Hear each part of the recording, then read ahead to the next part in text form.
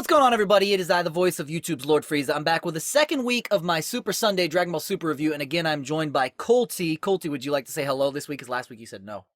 Yeah, sure. Hi, people. I'm here. That's an improvement from last week. Now, guys, at the end of the episode, I'm going to do something a little different. I'm going to give you Frieza's thoughts at the end of the episode review. I'll give you some Frieza thoughts on the episode. But today, this episode is purely centered around Vegeta on a family trip with Bulma and Trunks, keeping a promise that he made to his son back in the Buu saga, and also Lord Beerus awakening the dream of the Super Saiyan God. Now, keep in mind, let me remind you guys real fast, I have never seen the first 27 episodes of Dragon Ball Super. I waited for the dub. I skipped all that and went straight from 28 on to get to the Universe 6 arc and further, because I had already seen Battle of Gods and Resurrection F. So today, this is all still new to me. But I'd like to start off the same way I started last week. I want to ask Colton what his favorite part of the episode was. I really enjoyed Beerus's little speech at the end. I thought that Jason Douglas did a great job. I thought it was very engaging. Yeah, Jason Douglas. I was actually thinking that myself because I'm a big Walking Dead fan. I'm sure a lot of you watching this are as well. And if you've seen The Walking Dead, you have seen Jason Douglas on there. And he's an incredible actor, great actor. But I love his voiceover presence as Beerus because the man just has swag. The man has a large amount of swag, and he really sells the whole "I can end you with the blink of an eye" thing. And I just love it so much. But I think my favorite part was Vegeta eating the octopus, and he said, "I will eat your whole race." That was pretty great. I'm not gonna lie. Sabat killed me with that. Yeah, no, Sabat was pretty great this episode. It was a little deeper than usual, but I think that he's just applying that because of the time skips. Yeah, no, that's the first thing I said when we were watching. I said to Colton, I'm like, wow, Sabat is really hamming up the Vegeta for this episode. Sabat typically would be right around here. This episode, he's right around here. Like, he's always just ready to punch someone in their fucking face the whole episode. Now, I know he didn't want to be there, and he was just beat. You can tell that Vegeta has changed so much throughout the course of Dragon Ball as a whole, because he wanted to keep a promise to his son, and you could see that he was just very soon to ready this episode. He wanted to be there, but the only thing that was holding him back was because he was pissed because he knew that Goku was over there training somewhere else.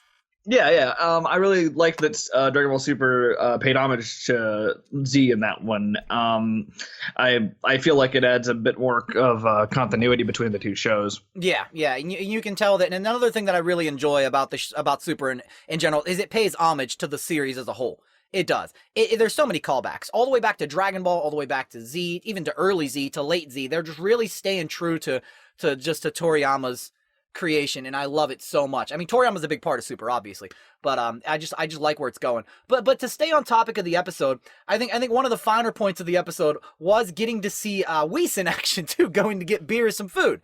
I thought that was hilarious. And that dinosaur, that blue dinosaur, everybody, I would like to don that, and in the comments you can hashtag this right now, the hashtag the Dino Deer. The Dino Deer. That motherfucker had antlers on his back, alright? Ho ho ho ho ho ho ho ho. Ho, ho, ho, ho, ho. I've got to get Lord Beerus his food. Ho, ho, ho, ho. And he's like, ho, ho, ho, ho. And before Whis even got there, I felt like it was a bunch of Cubone Pokemon just throwing bones at this thing, right? And then this motherfucker shows up and he gets pissed off at Whis and he Pokevolves. Yeah, I actually really liked the little skirmish between Beerus and that monster. I loved just Beerus just dismantling it, just throwing it in the ground, just showing it his place, and then fucking gets planet in half. I know. You gotta admit, Beerus is kind of a dick. Like, Beerus is just such a douchebag in a lot of ways, because as lovable as that motherfucking cat is, guys, he's kind of an asshole. He just shows up, he's like, I want your dinosaur meat. You're not going to give me it. Well, you know what? Fuck it. I don't even want it anymore. Now I'm just going to blow up your planet. Whis! Whis is just, oh, absolutely. Man. Oh, best part right there. Another thing about the episode. Bulma's little moment with Vegeta where they were talking outside of the curtain, I liked. Where it was like, after Buu, you're a different guy, kind of. Yeah, really just solidifying that he has changed as a character. I mean, from the Android saga on, we started to witness Vegeta go through some changes, you know?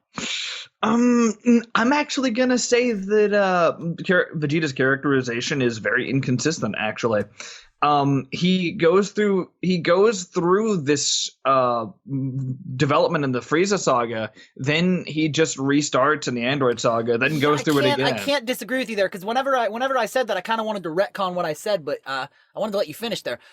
The whole entire Bulma bath thing, where he actually let her boss him around to the bath. But I think he was more focused on, like, I'm going to follow that piece of ass right there. Like, because her butt was kind of popping in that dress. I'm not going to lie.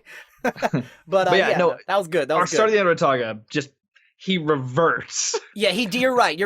At the end of Frieza, he showed a little interest in Bulma. Very small amount, but enough. And Android, he went back to being a dick. But then Boo came around and he had a kid. So a lot of things happened. Somewhere between that all happened, Bulma did get him to give her that vitamin D, as Vegeta calls it on YouTube. Shout out to Prince Vegeta. And afterwards, it kind of just happened, man. Kind of just happened. I'm convinced that there are two Vegetas and that we don't know it. Like one took over the other. Yeah. We have our Vegeta, which is Saiyan through Frieza. Then we have Vegeta 2, who tried to blend in and apparently nobody noticed, who came in from the Android saga and worked his way into Super. I want to say that the Vegeta from the Frieza saga actually made its return back in GT. I feel like they really capitalized on that. And speaking of Vegeta characterization, what the hell was up with the movies? Well, you stepped on my house, you cunt. As much as I'd love to get into that right now, I want to stay on topic because there's a couple other things that I want to get to about the episode. Please go on. I would like to discuss some of the voice acting work in this episode as well, in the review, because there's a lot of people. I haven't watched the sub, but a lot of people are watching because they want to hear people talk about the English dub voice acting. So guys, we'll get to that in a moment. But I want to talk about a few more moments in the episode that I thought were great. Okay, another moment that I really enjoyed in the episode itself was Goku on King Kai's planet. Now you can see. Now before we even get to that, King Kai, we got to talk about the world peace pun. We got to talk about it. Oh, he right. said, it's world peace, Bubba. It's a pun. It's the highest form of comedy. Oh, kill me. I almost wanted to punch him myself, but don't worry. It was so well done it made me want to tear my hair out. It was. And you could see that Bubbles was just, and Greg were just fucking, fuck you. Like, so basically, another really cool thing is as we're talking, I'm like, he should probably watch the road. And Colton's like, well, it's a straight road. He can't wreck. And then Goku shows up. I'm like, yep, there it is. His motherfucker spun out of control, took out the whole house. And all of a sudden, Goku's just stuffed in his face. I have to rebuild my house because I like to have something to complain about. I mean, do. Exactly, because Goku literally told him, just use your powers. And he's like, no, I think this will give me something to do. Like, I mean, he had to use his powers already to restore his planet. Otherwise, he could have complained about that for 3 years. Exactly. Goku's the biggest piece of shit ever and makes me blow up my planet, and then I have to rebuild it. I'm not doing this again. Well, I mean, he didn't make him blow up his planet, but that's a different story. All right, so the voice acting side of things, I thought everybody was pretty much top-notch the whole entire episode. The only thing that I really can say is I really felt that Sabat really hammed up the Vegeta for the episode. I didn't think he needed to go that aggressive with it. I think he could have toned it back a little bit, but honestly, I think it actually makes sense why he did it, because I think what he was going for was a very, very frustrated Vegeta. So at the end, I think he hammed it up a little bit. And I think it could have toned down a little, but at the end, I think it makes sense, actually. I really understand why he did it. It's just a weird note to start out your Vegeta on. Another thing. Okay, King Kai.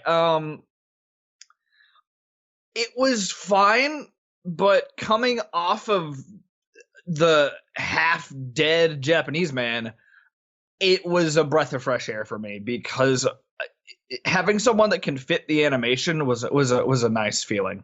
Yeah, see, I didn't get to experience that in Super, so I'm sure a lot of people can appreciate a good comparison for that. So thank you for that, guys. Colton will be able to give you more dub versus sub comparisons in these reviews. I haven't seen the sub, but yeah, no. I think the episode was great. I really enjoyed the fight scene between Beerus and that Pokemon. I'm just gonna call it a Pokemon because that motherfucker straight evolved mid battle, and I still wish that he'd gotten to eat the dino deer. The dino deer would have been great.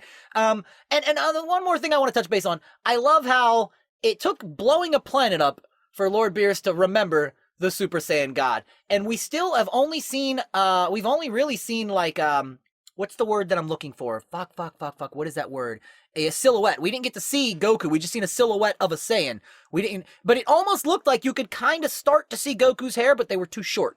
We don't know if it is Goku yet in the show, so that would make sense. Yeah, good point. But yeah, I mean, overall, great episode. I thought I'd give the voice acting like a 9 out of 10 for the whole entire show. I really felt that Alexis Tipton came into the role of Trunks a lot more since episode 1. I know it's only one episode later, but I felt she did a much better job as Trunks this episode. She did a good job first episode, but really, honestly, every voice actor, when they get a new role, needs to come into that role, and they're only going to get better with time, and I thought she did that this episode. I thought that it felt less like a Laura Bailey impression and more like she was just doing her own Kid Trunks, and I like that more. Yeah, I like that she is doing an impression of Laura Bailey's Trunks, but at some point you do kind of have to make it your own role. You do have to. And, yeah, totally. And now it's time for Frieza's thoughts. Okay, so first and foremost, I enjoyed watching Prince Vegeta, the monkey, suffer. I thought it was hilarious. I like that the octopus spat all that black stuff all over his face. He always talks about minorities on his YouTube channel, and he finally became one. So LOL to that. Hashtag minority Vegeta in the comments right now, please and thank you. On top of that, I loved watching King Kai's house get destroyed. I think it's hilarious. I don't like catfish people, so fuck him and his face. KOK, bye. On top of that, I don't like... Give me a second here. On top of that, I want to say this right now. Bulma would get the vitamin T. I'd slang that bitch the vitamin T any day of the week. She's KOK fine. Hashtag KOK fine in the comments right now, please and thank you. On top of that, there's a lot of things on top of. I'm not on top of her, but I would like to be. Bring Chi-Chi as well. Throw her in the mix. Not with that voice. Exactly. Yeah, but well, with Monica Rial voice, I would totally take that. The Chi-Chi voice, I don't know what's going on with that. I think she just needs to warm up. Maybe, I'm not sure. Other than that, though, Lord Beerus is kind of a douchebag, but he's always been a douchebag. He commanded me to destroy the Saiyan race. I wanted to keep them working for me, but, they were good. They were cheap hire, but, cheap labor, whatever. I had to blow them up. It was either that or die. Well, I'm not going out on that note. KOK, no way. But really, at the end of the day, I loved watching Vegeta suffer. It was almost adorable that he spent the day with Trunks, but I don't KOK care. I don't. I just don't. I do a lot of KOKs. That's really becoming a thing, hasn't it? Well, it's a thing. It's been a thing. All right. Okay, everybody, so... If you enjoyed the review, please be sure to slap a like on the video. Comment your favorite part of Super. I really hope you guys will come and hang out with me and Colton next Sunday for another Super Sunday. I hope you guys have a great rest of your weekend and have a wonderful day. Colton, is there anything you would like to say to YouTube as well? With foresight, I can't wait for Frieza's thoughts on the Resurrection F arc. That's going to be very entertaining. All right. And as always, I'll see you in my next video. Okay, bye.